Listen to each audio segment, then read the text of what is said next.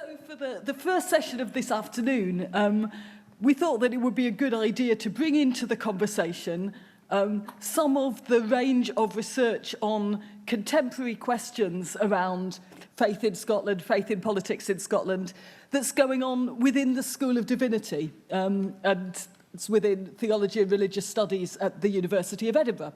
And that is the purpose of this panel.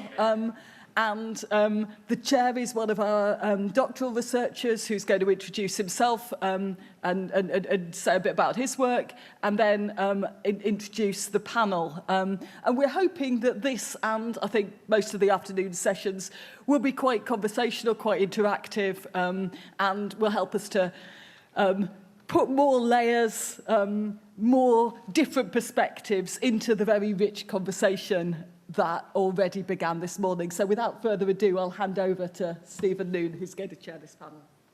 Good afternoon, everybody. My name is Stephen Noon. As Sue said, a PhD student here at New College. My research is looking at the idea of new politics. Many of you will remember that promise that came with the creation of the Parliament 25 years ago. So trying to understand what new politics was meant at the time, the extent to which it was delivered, and the sort of theological, ethical element is questioning whether we can understand Scotland's new politics as a politics of love. So that's my research. I'll just be asking the questions today. The people who will actually be doing the hard work are our panellists. So we begin with Professor Mona Siddiqui. Professor Siddiqui is an internationally recognised academic and broadcaster based here at the University of Edinburgh. She's Professor of Islamic and Interreligious Studies, as well as Assistant Principal for Religion and Society, with research areas covering Islamic jurisprudence and ethics and Christian-Muslim relations. You may have heard her on the radio box. She's a regular participant in BBC Radio 4 Radio Scotland's Thought for the Day, and also the Moral Maze. And she's written, and I've chosen some which are most relevant, I think, to our conversation. She's written on a theology of gratitude, human struggle, and hospitality in Islam. Next along is Dr. Steve Sutcliffe, who began his academic career studying Russian language and literature, and then in later years moved to study a master's in religious studies at Stirling, and then I did a PhD in religious studies also at the Open University. He has been the president of the British Association for the Study of Religions, and his main academic interests are the study of new forms of religion and spirituality, and he teaches courses here on New Age and holistic spiritualities and on theories of religion. And he's also written recently on religion and the simple life, which may not apply much to politicians, but we'll find that out. Absolutism and pragmatism in conscientious objection to military service, and he's made the case for the study of religions. And then at the end of the row, we have Dr. Alex Chow. Alex is a Chinese-American born and raised in Southern California, and I say that because I'm jealous, given the weather we've had here this summer. He completed his PhD in theology at the University of Birmingham and did postdoc research in Renmin University of China, researching Chinese Christianity.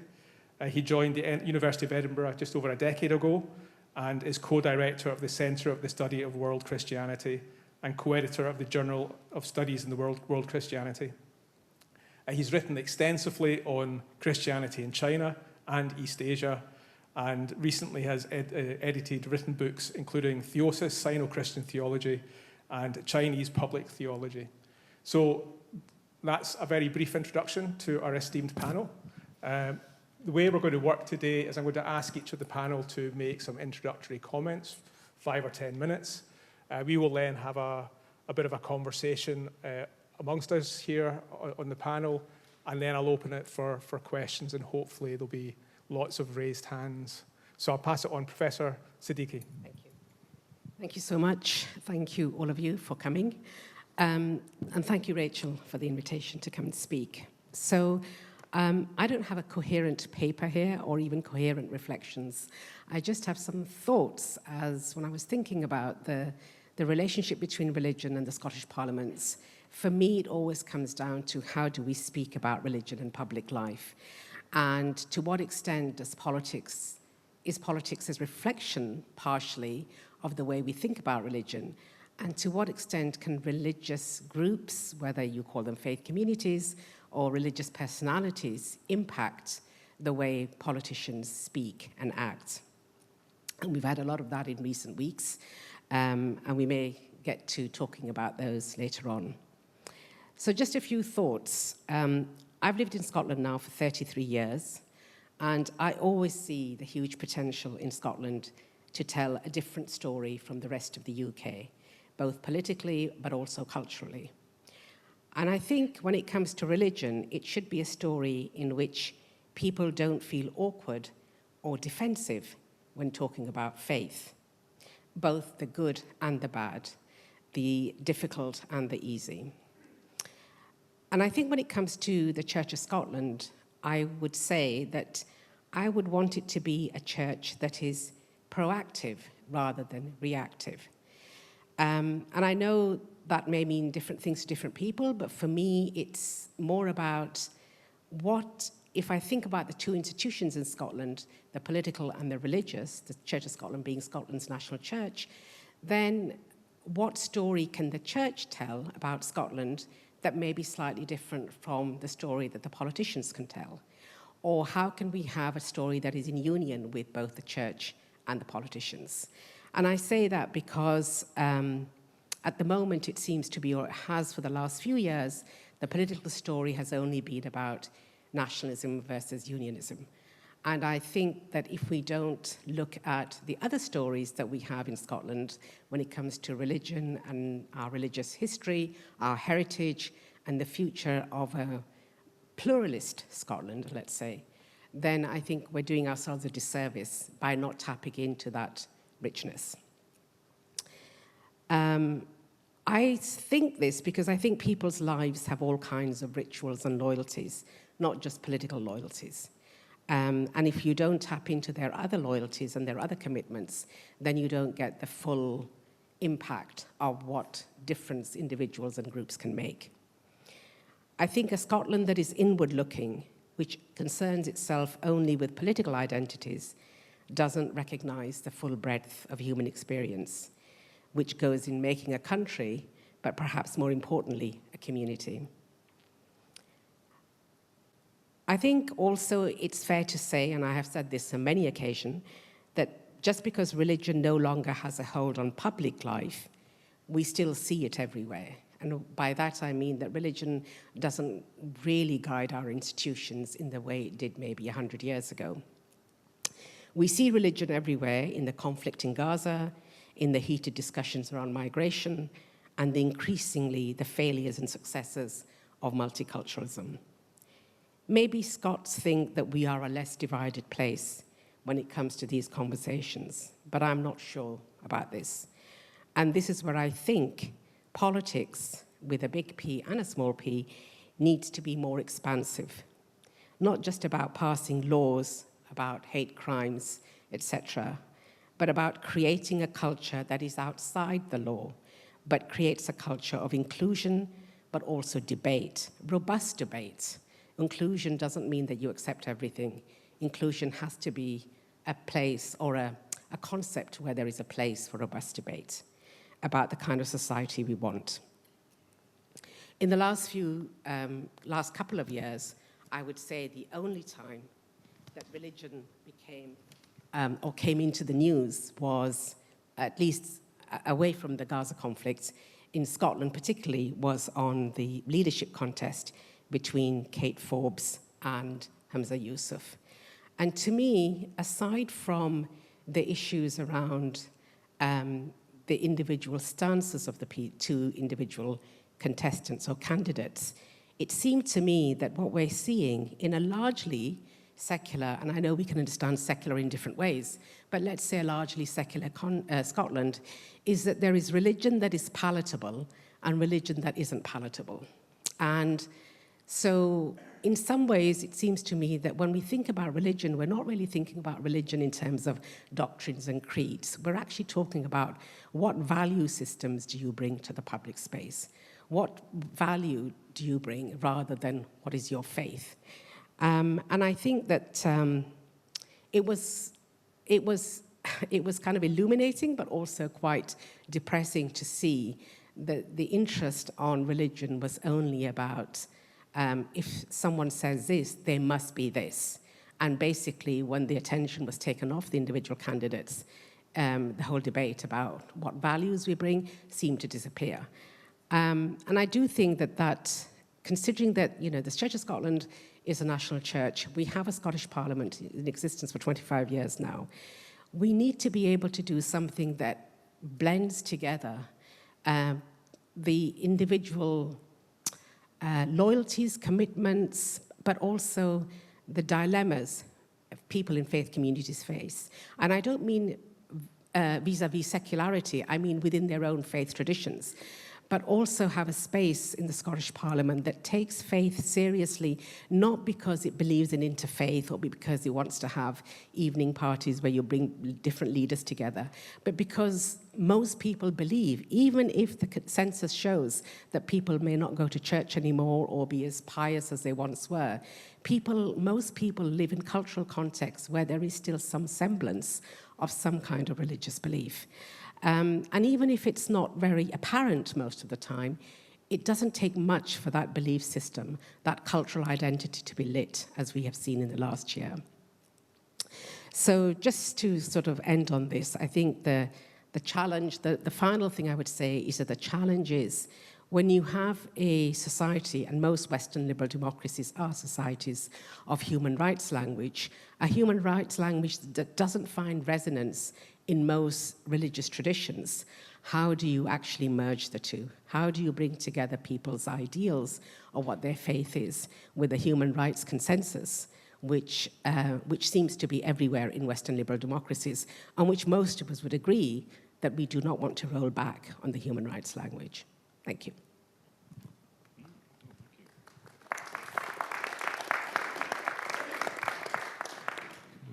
Well, thank you very much, Mona. That was very interesting about values in the public sphere, and I think that's an interesting point that once, as you were saying, the focus goes away from Kate Forbes and Hamza Yusuf, then somehow values drops out of the discourse, which is, I think, an interesting point.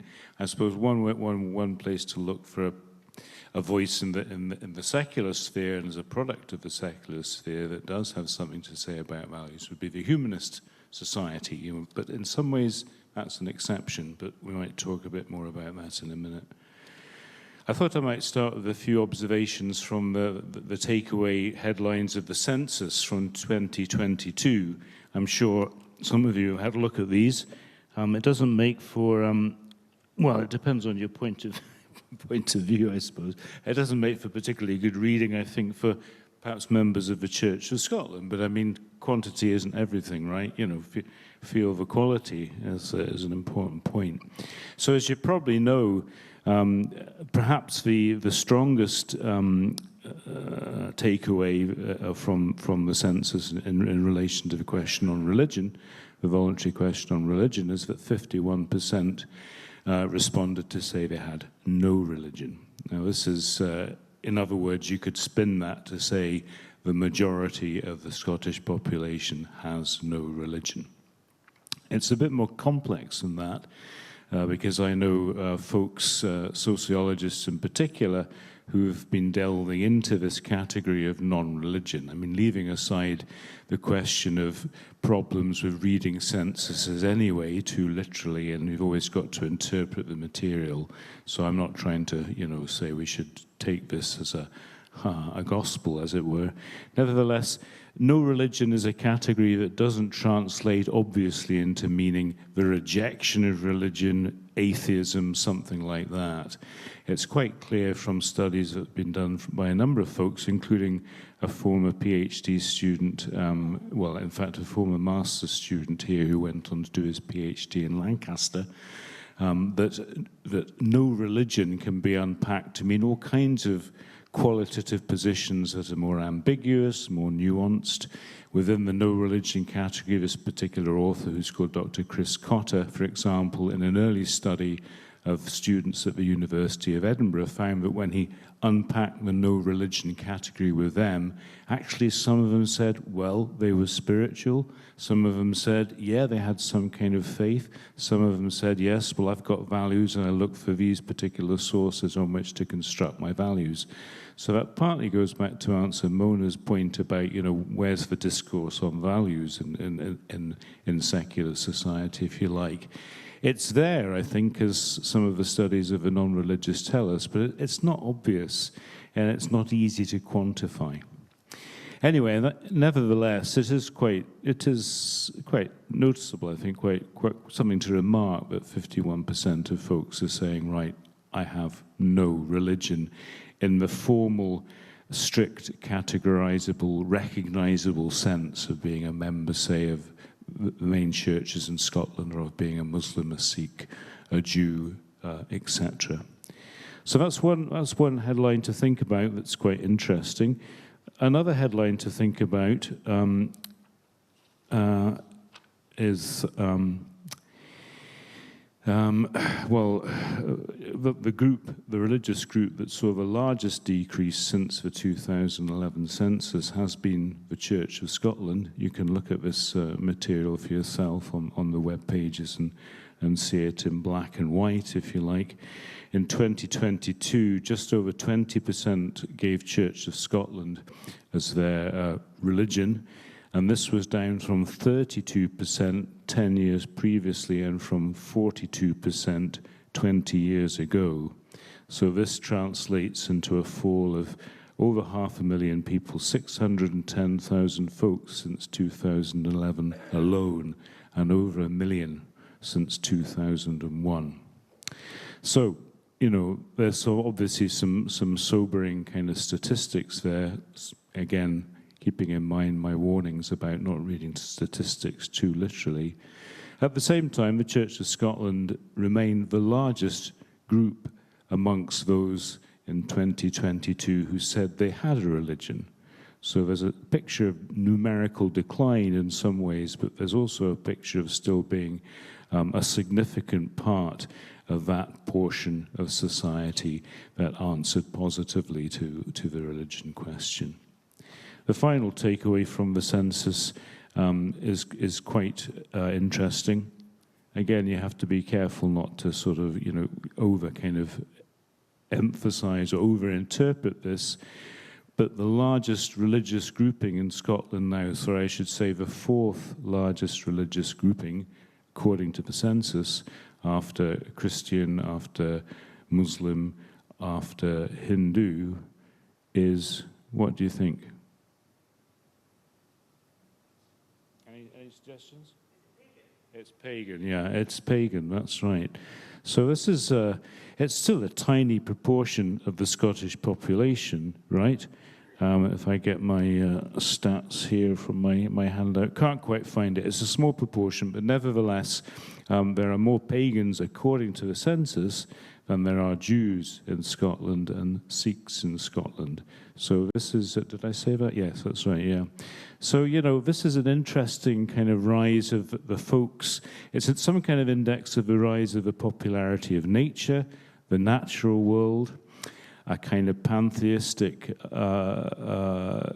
sensuous, bodily-oriented relation to meaning and values. And this has grown quite significantly in the last 20 years. So that's something else to think about. And I think that's probably enough from me, really. A couple of, strong headlines from the census, always with that caveat. And perhaps we can turn to some of the implications of that, how you represent some of these issues in public life when we're having some conversation later on.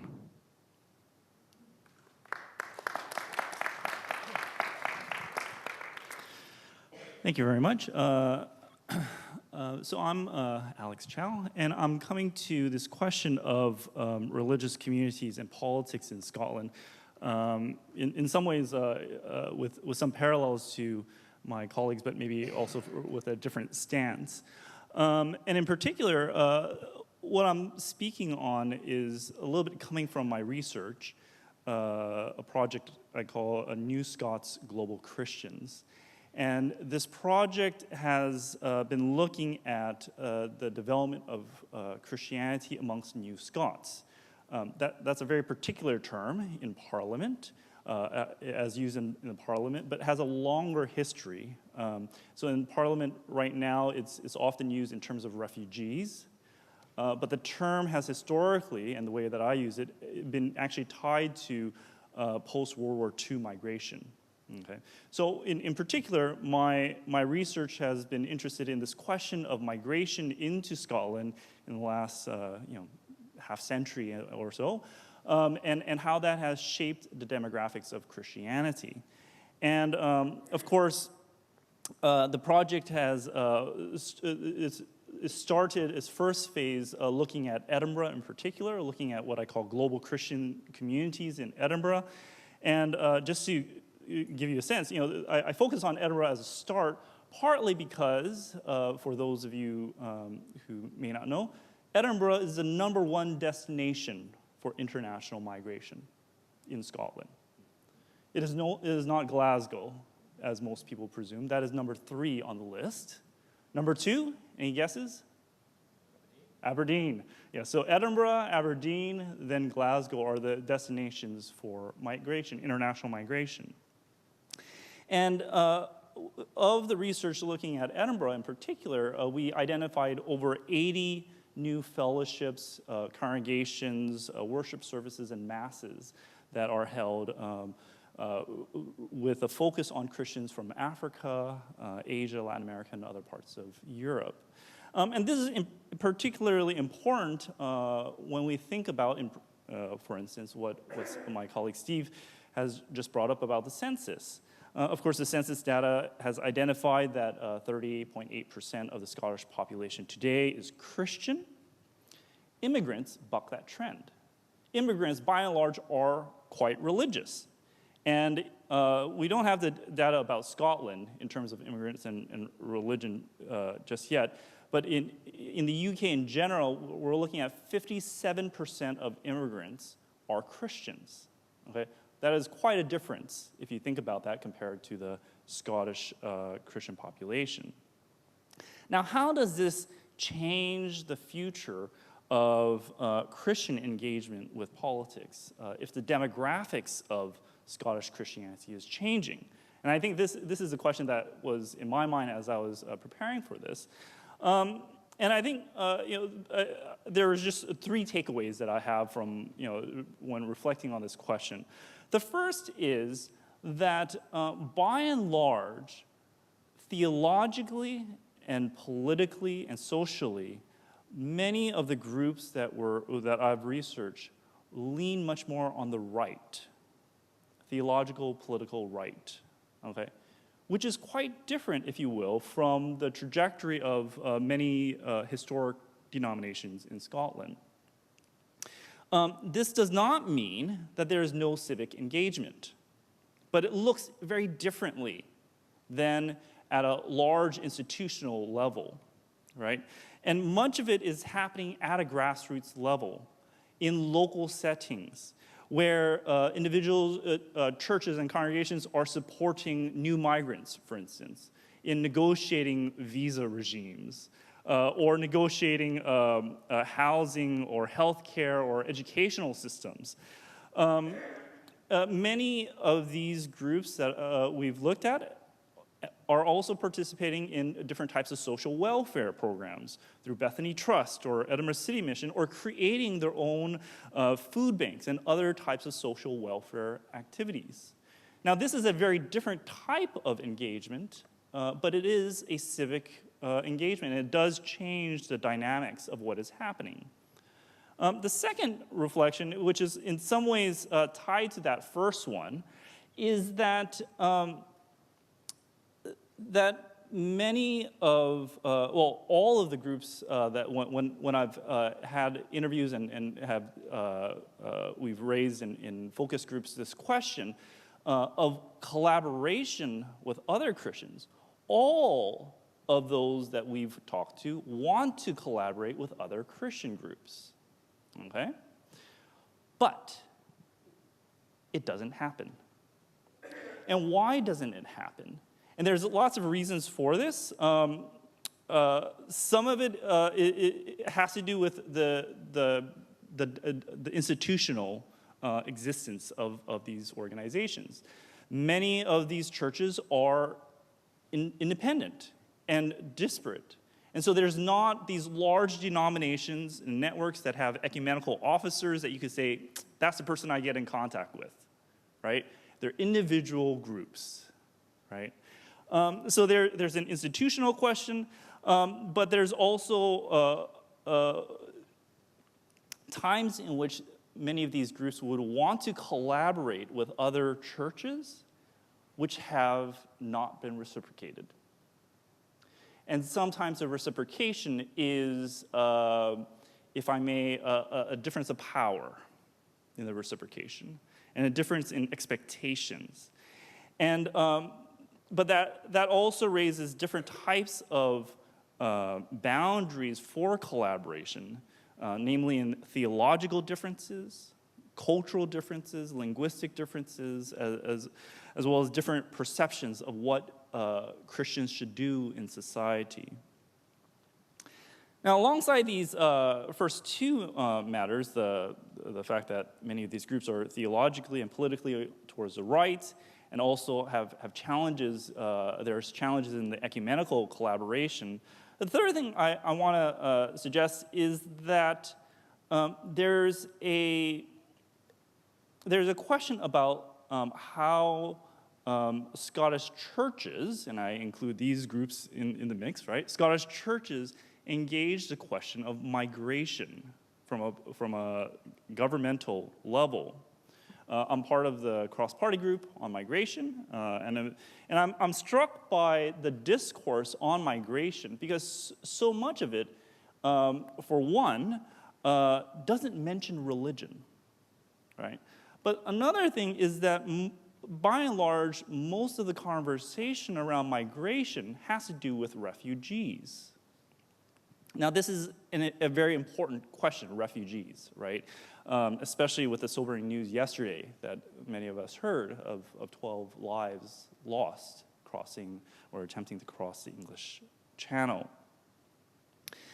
But it strikes me that when the Scottish parliamentary conversations on migration overlooks other kinds of migrants, actually and also looking at migration largely in terms of what the Scottish people can do for you, right? It focuses on a question of Scottish exceptionalism, okay? And it also has a very utilitarian view of migration, of migrants. And so for myself, I think it's quite important to, to focus, understand a bigger picture of what migration looks like, and understand the religious component related to that and the ways that religion play in the dynamics of the discourse. But also that the fact that most migrants are Christians means that the Scottish church engagement with migration is not just about an other, but also within the wider Christian fraternity, if you will. So I end with that, but really to say that the future of Scottish Christianity's engagement with politics needs to have a bigger vision of its own demographic changes, as well as a greater appreciation of the ways that religion and migration come together in shaping the Scottish civic and political landscape. Thank you very much.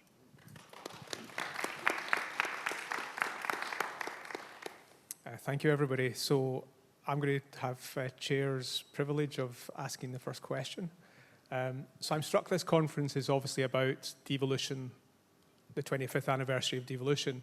And for having heard your comments, there's a really stark difference between the experience of religion in the public sphere 25, 30, 35 years ago and religion in the public sphere today. So thinking about the role of the Scottish Parliament, the Church of Scotland, sorry, in the creation of the Parliament, the influence of the Church and Nation Committee, thinkers from this building, part of the campaigns for a Scottish Parliament, influencing the philosophical underpinning of the Parliament.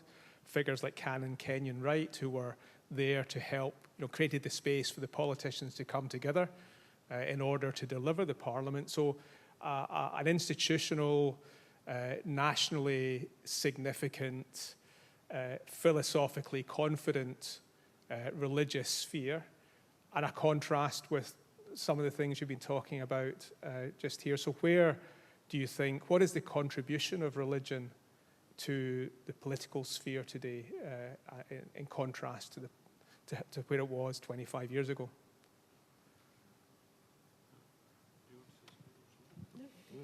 Yeah, well, actually, maybe I could, this is something, I mean, in a small way, could talk about time for reflection here, as a small measure of the Parliament's interest in involving religion and a kind of plurality of religions in the work of the Parliament from the get up and go. I know some of you here have actually, been speakers at time for reflection. But when I was doing some research on this, I went back to the early debates, the first motions in the Parliament, and indeed the very first motion in the Scottish Parliament was that there would be a time for prayers in the Scottish Parliament. I think it was the late Alec Ferguson, who was later convener of the Parliament, who made that motion, yeah. Then interestingly enough, it was almost immediately accepted broadly by the MSPs. Many of the first cohort of MSPs were themselves involved in the Church of Scotland, actually. But it was quickly, on a motion from Alex Salmond, turned into some kind of proportional representation, not just Christian prayers, as is the case, to open the House of Commons, but some kind of representation of the religious diversity of Scotland. And although there can be a perception that Scotland is a very monolithic country, both religiously and ethnically, and there's certainly some truth in the ethnic monolithicity, if there's such a word, although that is gradually changing again on the census results. Nevertheless, I think there's always been a sort of undercurrent of religious diversity in Scotland that just hasn't been particularly picked up, because the dominant institutions have tended to have their own particular view of what proper religion was, right? So what I'm trying to say is, from the very first, the Scottish Parliament was had on its mind the question of how might we represent religion in some way in the public sphere, and quite quickly came to quite a politically liberal position that there needed to be some representation of multiple religious faith belonging in that forum. And so you can then look into the history of who is given times for reflection and how that works out in terms of the commitments of those giving the slot, giving the ritual. And you could say that perhaps on the overall evidence there still tends to be a certain kind of dominance of certain Christian groupings in the country, but nevertheless the principle was made that there should be something put into place that was open to wider plurality of expression and is, in fact, on the historical record, becoming more pluralized. So at the first few sessions of the Parliament, I think it took a while. Well, actually, that's not true. I think there was a humanist speaker, to go back to the example of humanism. I think there was a humanist speaker quite early on, but then a certain kind of lack of that representation. But since, in the last 10 years or so, there have been many reflections given by humanists and others. And historically, going back to the fourth largest religious grouping in Scotland now, according to the census, we had the first pagan representation at the time for reflection earlier this year. So to cut a long story short, time for reflection gives you a modest example of a ritual on the public stage for civic society, put right at the heart of the Parliament, because it's given to the as you'll know, it's given to the plenary session of the Parliament every week, so it's not kind of stuck away in the sidelines. It's made central to the gathering of the MSPs and those in the public chamber.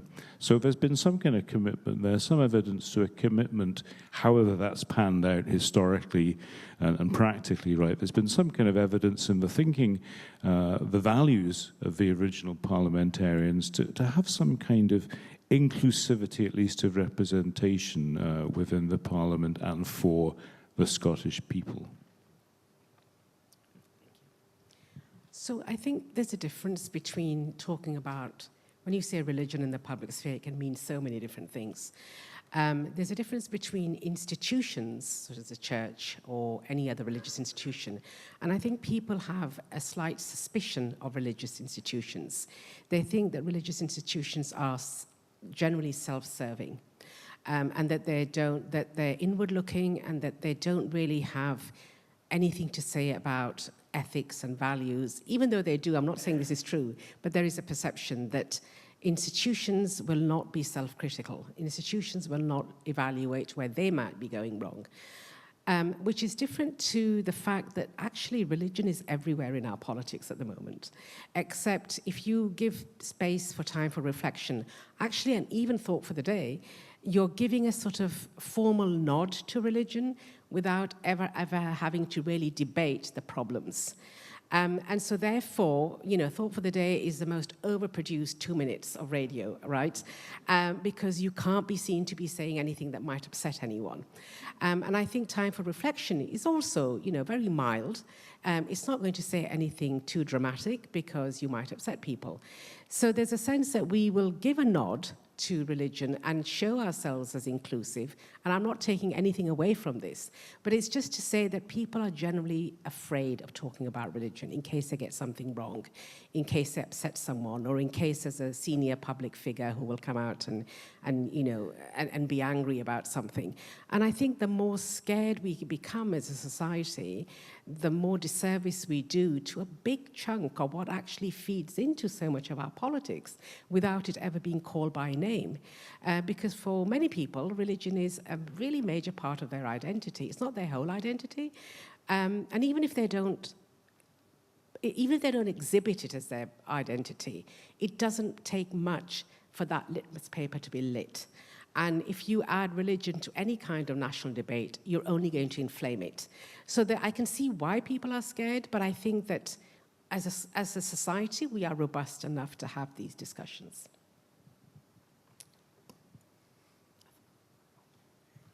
I think I won't add too much, but maybe I'll just give this one comment that from the perspective of those who are migrating in particular, and the way that religion plays a role in those who are migrating.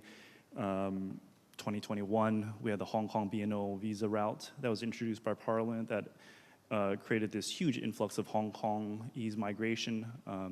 We have many Ukrainians migrating, many people who are migrating that have a religious background to them, of course, as I mentioned. But the Hong Kong situation in particular, many of those who are active on all sides of the political discourse were Christians from various positions of the political engagement.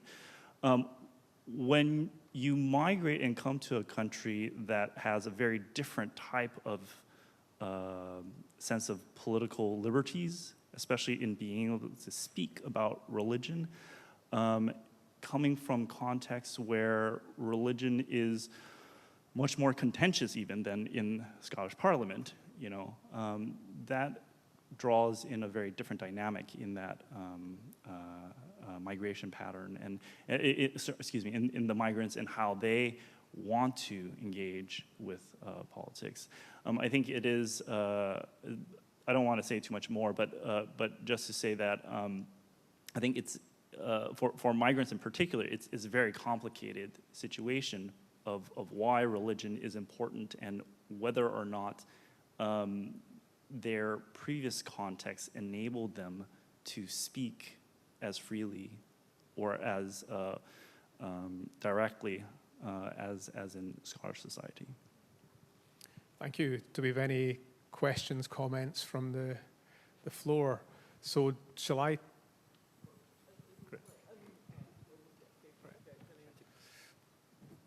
Shall I do it first?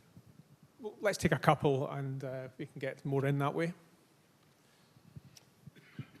Thank you.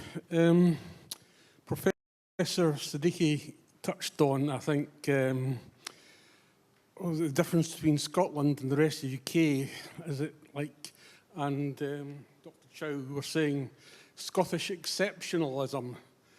Is there such a thing? Have we not all got universal values, kind of thing, throughout the human race? And another thing you were saying about the attitudes to immigrants, this was quite interesting. I was very sad to see that in Northern Ireland, certain sections of the Protestant population and the Catholic population, the only thing they could agree on was they did not want any refugees, which was very sad. And you know how it's difficult the religious political situation is in Northern Ireland. And I just wonder if you had any comments on that, please.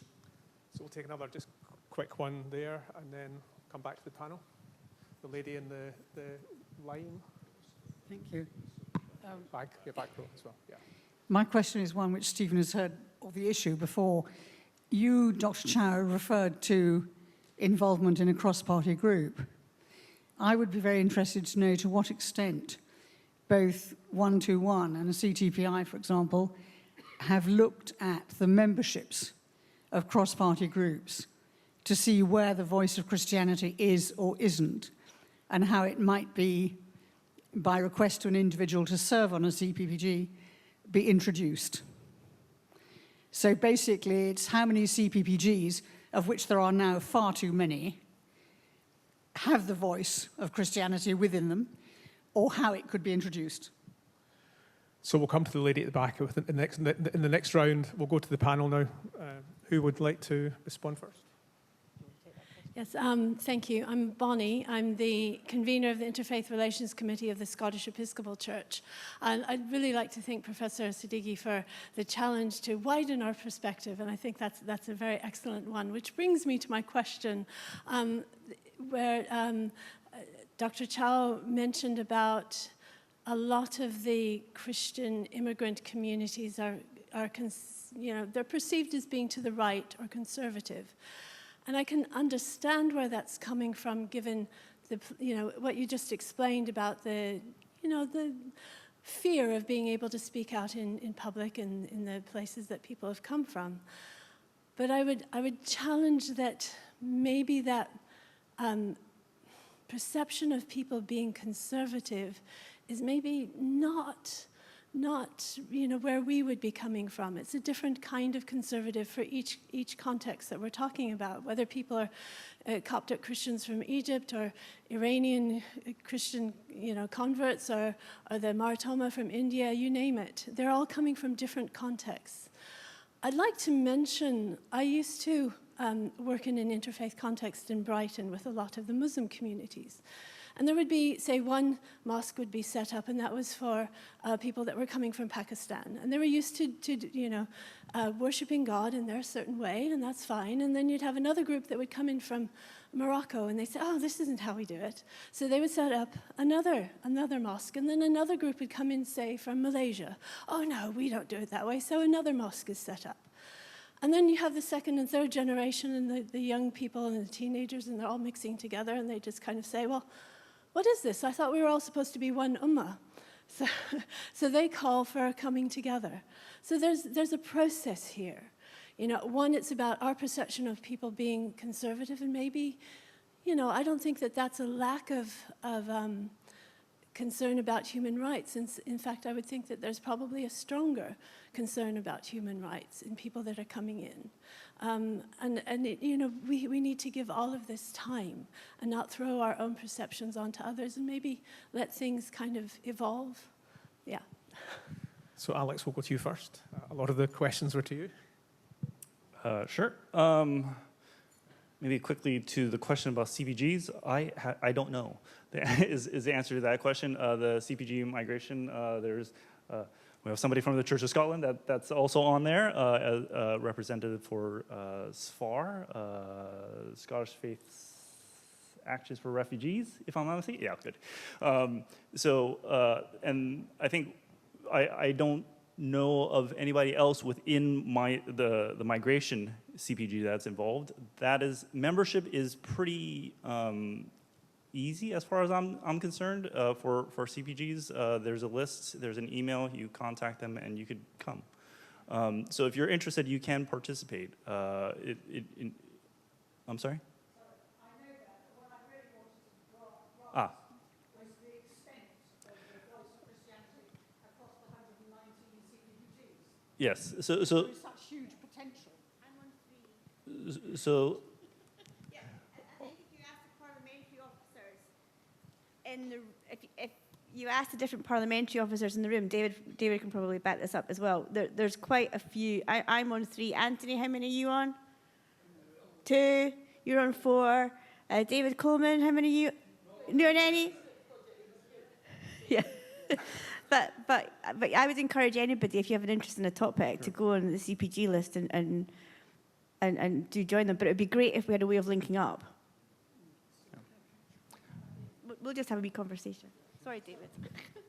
What it might do, of course, is to allow that which Alison so wholeheartedly recommended, which is taking dialogue about public issues out with your congregation into a wider sphere.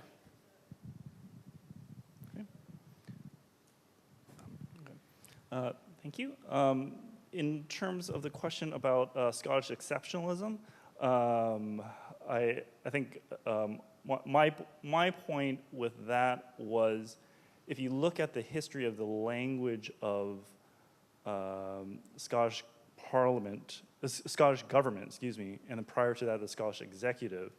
So just looking at the term New Scots, in New Scots, most recently since 2018, has been used. Well, yes. But the term was used in 2018 specifically about refugee integration. In 2004, the Scottish executive did not tie it to refugees, but spoke about labor, building up the labor force in Scotland with new migration.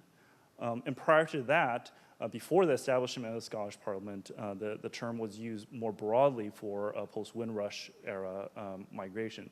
So I think that by itself is an indication, and many scholars have pointed to this, that the discussion about New Scots in particular has been something that has come out of a desire to speak about devolution and the questions around that. That's not to say that there isn't anything special about Scottishness and Scottish exceptionalism, but it's to say that that's how the discourse has been moving. And in terms of the question in the back of the room, I would just fully agree with what you said. I don't have anything to disagree. Thank you. Well, yeah, okay, I'll add something slightly different, or going back to what I was saying, or going back to Mona's response to what I was saying. I think I want to say something for the generosity of the Scottish Parliament, actually, particularly in the context of the UK more widely. Okay, you know, it's easy enough to be cynical and to point to, you know, groupings of adversarial side-taking and all of that. But as you all know, the Parliament was set up designed to avoid having majorities and to promote the idea of cross-party working from the start. And it's a measure of just how much that has to push, I think, against a UK understanding of adversarial politics, that when the SNP lost their majority, they were portrayed as losing their majority, that the Parliament wasn't designed to set up majorities. It was designed to set up a much more continental European federal and cooperative style of working. And if you have that kind of style of working, I'm not a theologian, but built into that is some kind of idea of a generosity towards other positions. And that also, I think, translates into the time for reflection slot. We may not agree with half of the folks giving time for reflections, but there's a generosity to the other to have some kind of, 5 minutes in the public eye to say their piece in a way that would be helpful, perhaps, for those others who relate to that, who are different from us.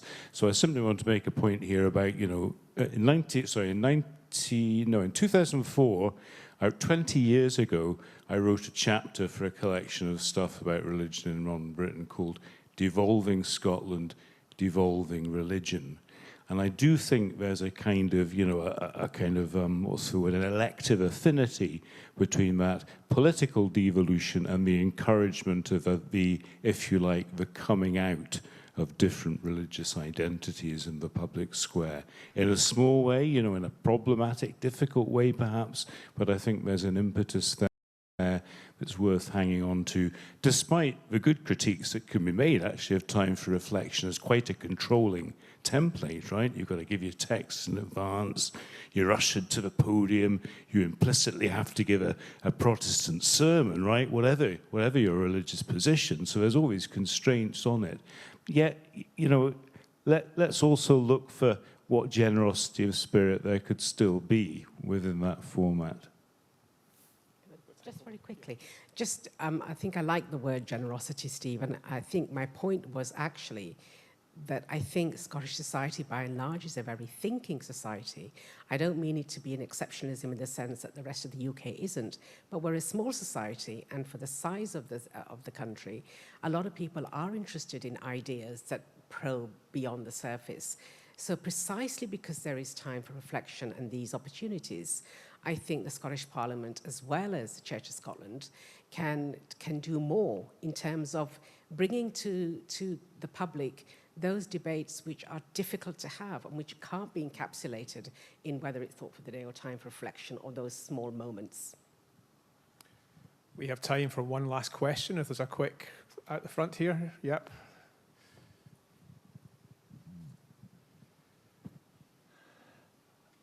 Graham Blount this morning alluded to the fact that the Scottish Church's Parliamentary Office was founded before the concept of interfaith framing was really extended.